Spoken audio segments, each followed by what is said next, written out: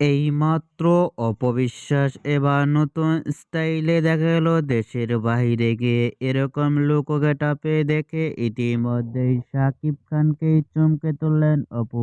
দুর্দান্ত লুকেই ধরা দিয়েছেন চিত্রনায়িকা অপবিশ্বাসকে এবার দেশের বাইরে গিয়ে ফটোশুটে। এরকম লুক গেটআপ দেখে অপবিশ্বাসকে ইতিমধ্যেই সোশ্যাল মিডিয়ায় আলোচনায় ট্রেন্ডিং এ দেখা আছে অপবিশ্বাসকে নিয়ে এবার দেশের বাইরে গিয়ে ফটোশুটটি দেখে।